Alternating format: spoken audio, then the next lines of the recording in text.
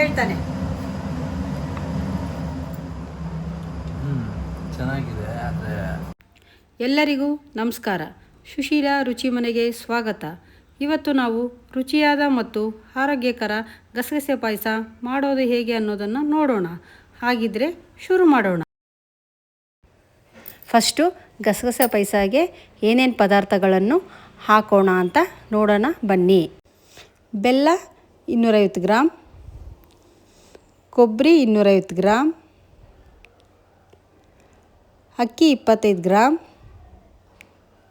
ಗಸಗಸೆ 25 gram,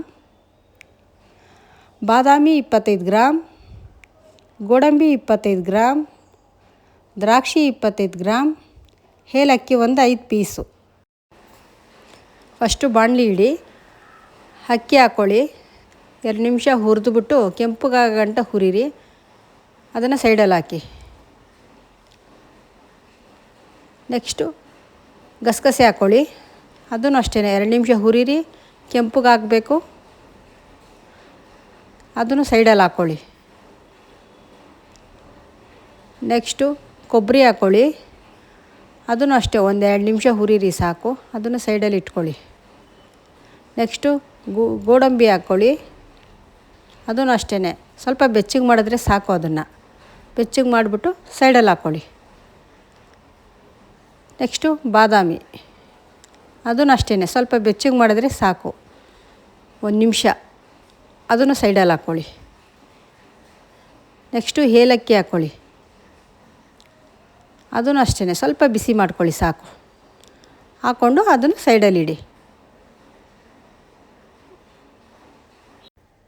next ಪಾತ್ರೆ ಇಡಿ, ಅದಕ್ಕೆ 2 ಚೊಂಬು ನೀರು ಹಾಕಿ.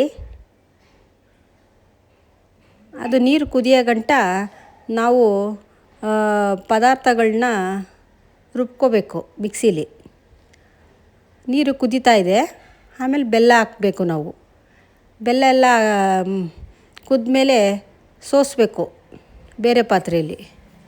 ಸೋಸ್ಬಿಟ್ಟಾದಮೇಲೆ ಆವಾಗಲೇ ಹುರಿದಿರೋ ಪದಾರ್ಥಗಳನ್ನ ರುಬ್ಕೊಂಡಿದ್ದೀನಲ್ಲ ತೆಳ್ಳಗೆ, ಅದನ್ನು ಮಿಕ್ಸ್ ಮಾಡಬೇಕು. ಇವಾಗ ಬೆಲ್ಲದ ಪಾಕ ಮಳ್ತಾ ಇದೆಯಲ್ಲ, ಅದನ್ನು ಮಿಕ್ಸ್ ಮಾಡಿ, ನಿಧಾನಕ್ಕೆ ಮಿಕ್ಸ್ ಮಾಡಿ.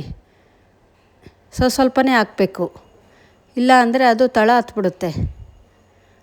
ಮಿಕ್ಸ್ ಮಾಡಿ, ಸ್ವಲ್ಪನೇ ಮಿಕ್ಸ್ ಮಾಡಿ. ಸ್ವಲ್ಪ ಅದು ಕುದಿಬೇಕು. ಅದು ಮಳ್ತಾ ಇರಲಿ. ಮಳ್ಳದ್ಮೇಲೆ ಪಕ್ಕದ ಗ್ಯಾಸಲ್ಲಿ ಇಡಿ, ಅದು ಸ್ವಲ್ಪ ಸಣ್ಣ ಮಾಡಿ ಇಡಿ, ಮಳ್ತಾ ಇರಲಿ.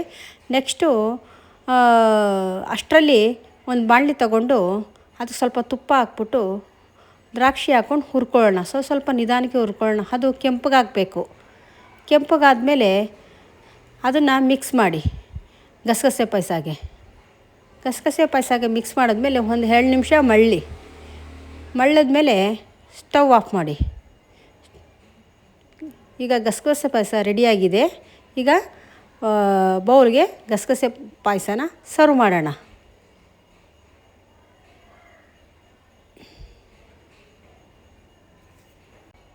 ಫೈನಲ್ ಆಗಿ ಗಸಗಸೆ ಪಾಯಸ ರೆಡಿಯಾಗಿದೆ. ಬೇಕಾದರೆ ಡ್ರೈ ಫ್ರೂಟ್ಸ್ನ ನೀವು ಮಿಕ್ಸ್ ಮಾಡಿ ಹಾಕ್ಕೊಂಡು ತಿನ್ಬೋದು. ಟೇಸ್ಟ್ ಇನ್ನೂ ಚೆನ್ನಾಗಿರುತ್ತೆ. ಈಗ ಗಸಗಸೆ ಪಾಯಸ ರೆಡಿಯಾಗಿದೆ. ಅದನ್ನು ನನ್ನ ಮಗನಿಗೆ ಟೇಸ್ಟ್ ಮಾಡೋಕ್ಕೆ ಕೊಡೋಣ. ಟೇಸ್ಟ್ ಮಾಡಿದ್ಮೇಲೆ ಹೇಗಿದೆ ಅಂತ ಕೇಳೋಣ ಬನ್ನಿ. ತಗೋ ಕಿರಣ್, ಗಸಗಸೆ ಪಾಯಸ ರೆಡಿಯಾಗಿದೆ. ಟೇಸ್ಟ್ ಮಾಡಿ ಹೇಗಿದೆ ಅಂತ ಹೇಳು.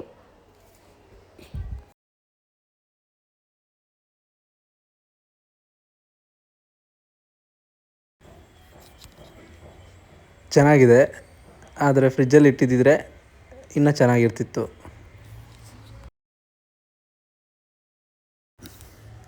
ಕೂಲಾಗಿರೋ ಡ್ರೈ ಫ್ರೂಟ್ಸ್ ಹೆಲ್ದಿ ಗಸಗಸೆ ಪಾಯಸ ನಿಮಗಾಗಿ. ಚೆನ್ನಾಗಿದೆ. ಥ್ಯಾಂಕ್ ಯು ಅಮ್ಮ.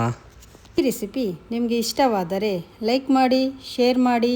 ಇನ್ನಷ್ಟು ರುಚಿಯಾದ ಮನೆ ಅಡುಗೆಗಳಿಗಾಗಿ ಸುಶೀಲಾ ರುಚಿಮನೆ ಚಾನಲನ್ನು ಸಬ್ಸ್ಕ್ರೈಬ್ ಮಾಡಿ. ಧನ್ಯವಾದಗಳು.